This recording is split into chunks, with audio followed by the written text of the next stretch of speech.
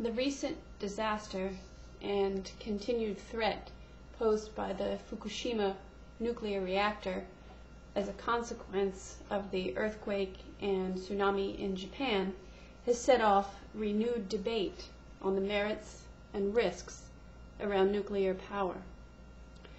Whether to rely on nuclear power as a significant source in the mix of energy-producing technologies supporting society's needs today hasn't been debated this hotly since the nuclear disasters of Chernobyl and 3 Mile Island. While the current threat in Fukushima is real, there is another danger to be aware of. That is, allowing the events in Fukushima to distort perceptions of the risks of nuclear versus other sources of energy. The promise of nuclear is that it's cleaner, which has never been more important than today with our current understanding of the human impact on global warming. Because nuclear power produces no greenhouse gases, it could be considered a greener alternative to fossil fuels. However, nuclear energy production gives rise to long-lasting radioactive waste products that indisputably cause health risks to humans. Further, as the Fukushima disaster brought home, the plants themselves may pose great threat when something goes wrong.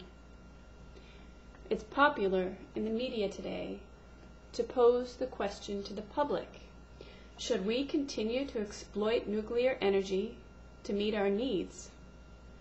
However, it should be pointed out that the general public lacks the information and technical expertise to answer questions like, does modern nuclear power plant design provide the safety features to make nuclear a good option? Or, is it possible for nuclear power plant safety measures to defend against extreme external events? Like in many other aspects of our lives, we need to rely on the advice of experts to provide guidance.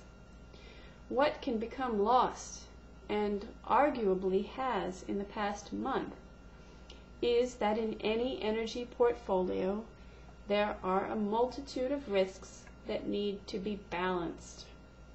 Among the risks of non-nuclear sources of energy include the security of the supply, the cost, and the environmental damage associated with harnessing that energy.